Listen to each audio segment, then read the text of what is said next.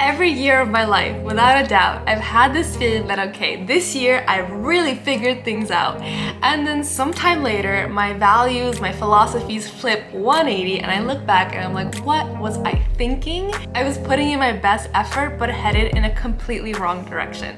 So at 26, maybe that's just my fully developed prefrontal cortex speaking, but I genuinely think I figured some shit out this year. 1.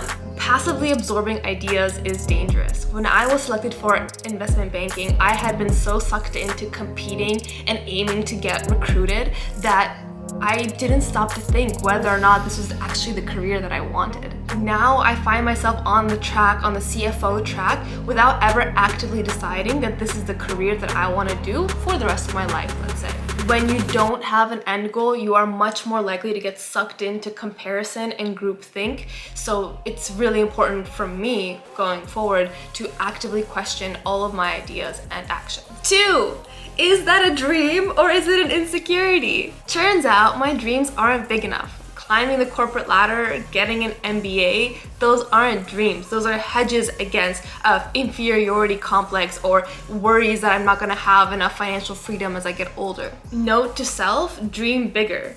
And along those lines, 2A is before you aim for something, look at yourself at the end of that goal. The you, once you get the goal, does your life actually change? And maybe the answer is no. 3, mindset takes you farther than preparation. Recently, as a non-runner, I ran a 5K because I was inspired by this woman who used positivity to run for 24 hours. At first, I was planning on doing a training plan because I hadn't run more than a mile in like a year. But it turns out that mindset literally can be a complete lack of preparation. Physically, mentally, I believe this applies to all parts of life. Imagine.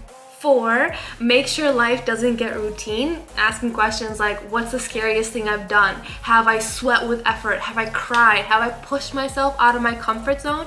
If the answer is no, then I need to seek out new experiences and also meet new people. Keep doing scary things is important to me. 5, do I want it or is it marketing? Alcohol, subscription boxes, cheap clothing. Also, do I like the item or do I like the image that it is selling to me? So for example, if I like a shirt because it looks good, but actually I want to look good, I think the answer is to go to the gym.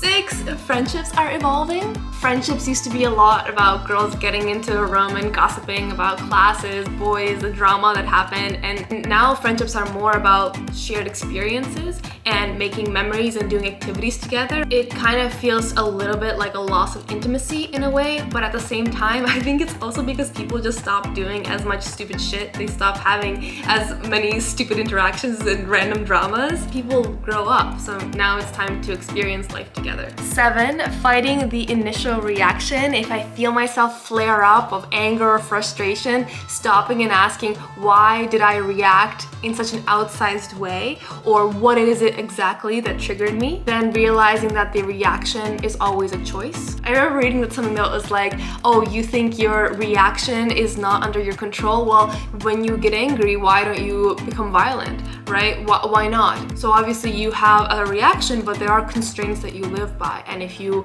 decide where those constraints are, you won't be the type of person to react in any outsized way once you have that kind of self-introspection. Just because I have a little bit of a temper, I flare up a little bit. 8, how you describe yourself matters. It matters a lot. I used to say, I am book smart, I'm technical, analytical, risk averse, good with numbers. That's me putting myself in a box and then saying, oh my God, why am I such an in-the-box thinker? The adjectives that I use now to describe myself are creative, a writer, introspective. The stories you tell about yourself matters.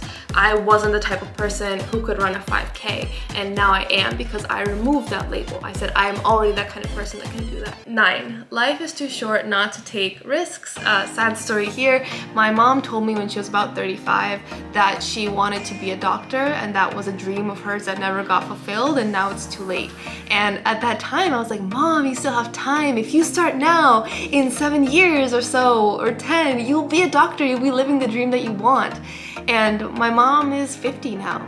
So if she had wanted that dream, she would be a doctor by now. And this applies to any stage of your life, wherever you are. If you want that goal, you have to start on it because life's gonna continue moving. And whether it's now or 5 years from now, if you're holding on to the same thought, it's just gonna make you feel bad about yourself. The other thing to say here is you can say maybe you didn't want it badly enough. Maybe you didn't want to make the sacrifices that you needed to make in order to get this goal, and that's okay.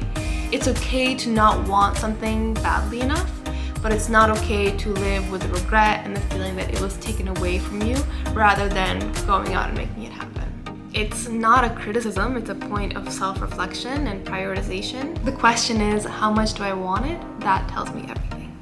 I kind of really like these, and I don't think I had these thoughts like a year ago. A year ago I was still aiming for my MBA and all that. So it's kind of wild to see. The biggest part of this was realizing how much my need for external validation was shaping my choices, my thoughts about myself, things that I wanted, my desires and goals.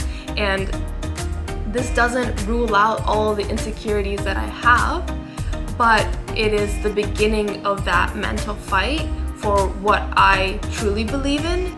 It's an uphill battle because you're constantly fighting against the image of the outside world, but that's just what it is. There's no resolution there. It's like building mental fortitude to stand on your own 2 feet. So 26, standing on my own 2 feet. We'll see what 27 brings.